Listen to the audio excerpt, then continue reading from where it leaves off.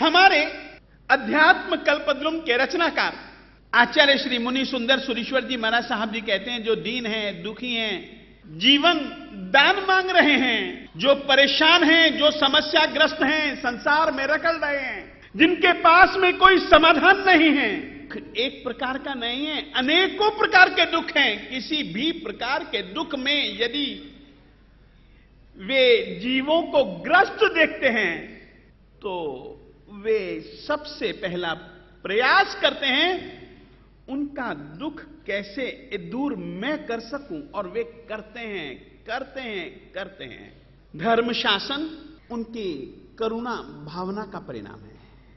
जो उन्होंने व्यवस्था दी वह व्यवस्था उनकी करुणा की परिचायक है। याद रखिएगा, करुणा को लेकर के कई शब्द हैं, करुणा, दया, अहिंसा, प्रेम, यहां तक कि हम तुमको कहना चाहते हैं मैत्री भावना भी जो है ना, वो करुणा का परिणाम है।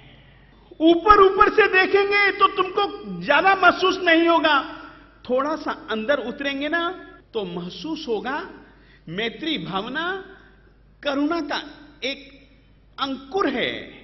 मैत्री भावना का स्वरूप बहुत बड़ा है।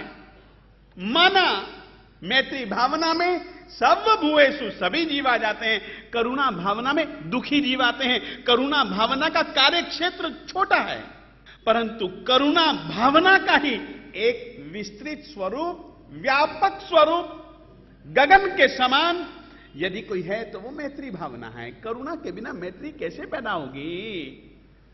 करुणा याचमानेषु जीवितम, जो आप लोगों से अपने जीवन की भिक्षा मांग रहे हैं। प्रतिकार पराबुद्धि, बहुत सुंदर बात है। उनके दुख का प्रतिकार करने के लिए तुम शक्ति दो। छोटी सी कहानी कहना चाहता हूं। गुरु आत्माराम जी महाराज साहब, गुरुदेव श्रीमन विद्यानंद सुरीश्वर जी महाराज साहब भावनगर गए, बाहर शौच के लिए गए, ठंडिल भूमि के लिए गए, लौट रहे थे, एक खड्डा आया, किनारे पर ही था। एक गुजरते हुए उनको आवाज आई, भौंटी भौंटी भौंटी भौंटी भौंटी भौंटी की आवाज है। गुरुजी ने सोचा ये भौंटी भौंटी की आवाज खड्डे में से आ रही है, क्या मामला है, देखें। और सचमुच में खड्डे में गधा बेचारा दलदल में फंसा हुआ था। आत्माराम जी महाराज साहब क्षत्रिय वीर थे, और आत्माराम जी महाराज साहब जी ने आव देखा न ताव अपने चोल पट्टे को, चादर तो उतार दी, चोल पट्टे को बिल्कुल लंगोट की तरह धारण किया, उतर गए खड्डे में। दल दल में फंसे हुए गधे को उन्होंने अकेले ही अपने दोनों हाथों से गधे को बाहर निकाला। पर दुख हानिच्छा करुणा, उस बेचारे गधे की दुख, गधे की पीड़ा को देख करके, गधे की छटपटाहट को देख करके जो रह नहीं पाए और उसके दुख को दूर करने की इच्छा से खुद ब खुद उतर गए। ये क्या है? करुणा है। एक बात याद रखिए, हिंसा अहिंसा में इतना ही अंतर है।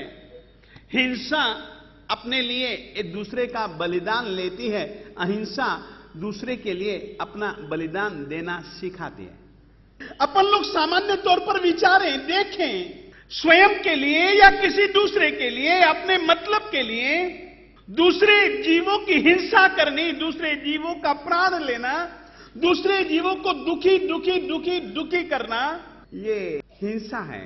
हिंसा एक क्रूरता, दूसरे को दुखी करना, दूसरे को परेशान करना, बहाना कोई भी ढूंढ लेगा, ये सब धर्म नहीं अधर्म है। और जो करुणा होती है, करुणा कठोरता नहीं होती, करुणा कोमलता है।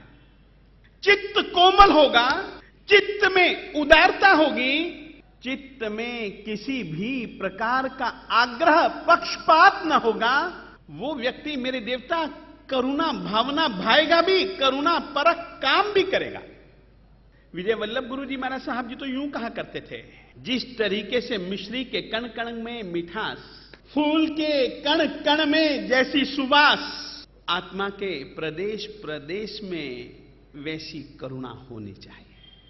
तुम्हारा कोई भी किसी भी प्रकार का आचार विचार व्यवहार हो, उसमें से एक करुणा दिखनी चाहिए, करुणा महसूस होनी चाहिए।